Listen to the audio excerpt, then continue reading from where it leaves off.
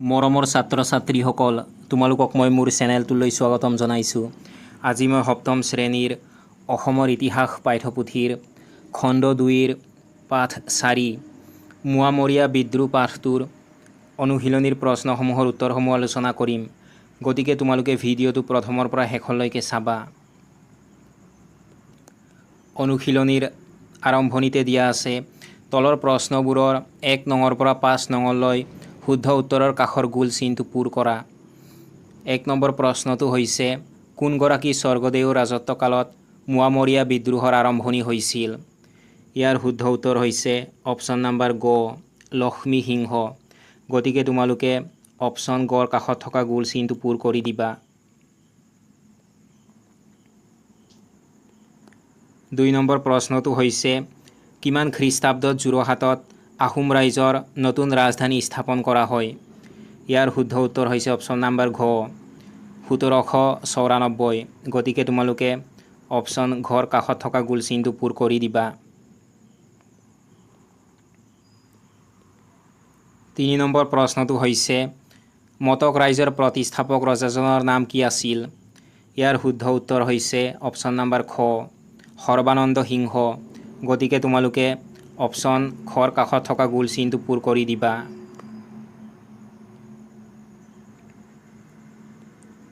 4 number প্ৰশ্নটো হৈছে মোৱামৰীয়া বিদ্ৰোহ দমন কৰিবলৈ কোনগৰাকী স্বৰ্গদেৱে ইংৰাজৰ সহায় লৈছিল? ইয়াৰ শুদ্ধ উত্তৰ হৈছে অপশ্যন নম্বৰ ক গৌৰীনাথ সিংহ। গতিকে তোমালোকে অপশ্যন কৰ কাষত থকা গোল চিনটো পূৰ কৰি দিবা।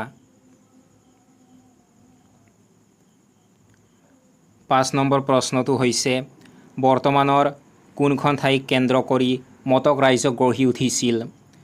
ইয়াৰ শুদ্ধ উত্তৰ হৈছে অপশ্যন নম্বৰ গ তিনিচুকীয়া।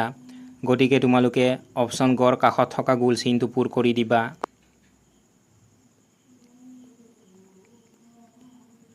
6 নম্বৰত দিয়া আছে ক অংশৰ লগত খ অংশ মিলোৱা। ক অংশত প্ৰথমতে দিয়া আছে মায়ামৰা সত্ৰ। এইটো তোমালোকে খ অংশত দিয়া নিত্যানন্দদেৱ এইটোৰ লগত মিলাই দিবা। তাৰ পাছত ক অংশত দিয়া আছে আউনীআটী সত্ৰ।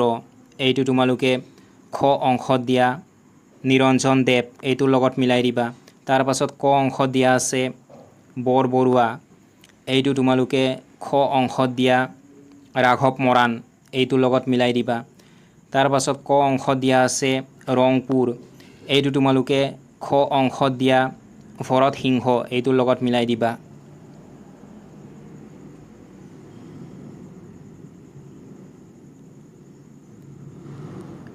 7 নম্বৰত দিয়া আছে শব্দ শৃংখল। এই শব্দ শৃংখলটো মই তোমালোকক ইতিমধ্যে সম্পূৰ্ণ কৰি দিছোঁ। থিয়কৈ ক নম্বৰত তোমালোকে লিখিব লাগিব মায়ামৰীয়াসকলৰ স্বতন্ত্ৰ ৰাজ্য। এইফালে তোমালোকে ক নম্বৰত থিয়কৈ লিখিবা মটক।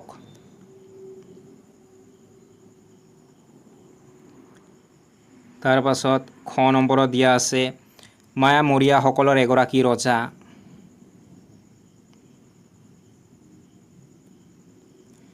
এইফালে খ নম্বৰত তোমালোকে থিয়কৈ লিখিবা ৰমাকান্ত।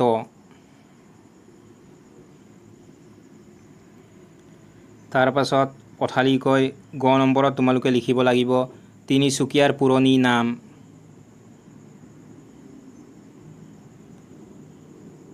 এইফালে তোমালোকে গ নম্বৰত পথালিকৈ লিখিবা বেংমৰা।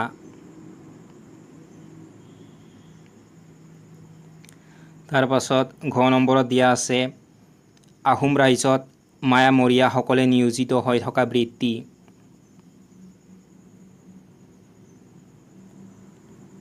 ঘ নম্বৰত তোমালোকে পথালিকৈ লিখিবা কমাৰ।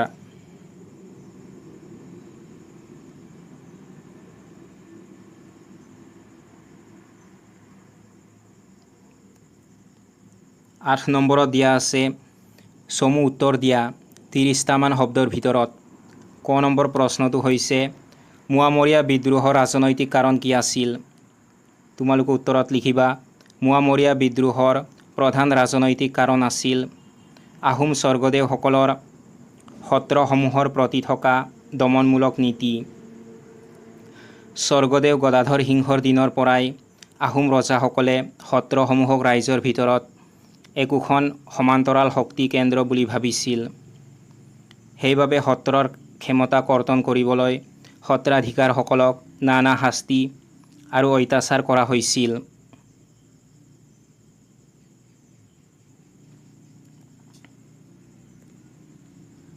খ নম্বৰ প্ৰশ্নটো হৈছে মোৱামৰীয়া বিদ্ৰোহে মানৰ আক্ৰমণ আৰু ব্ৰিটিছ শাসনৰ বাট মুকলি কৰিছিল।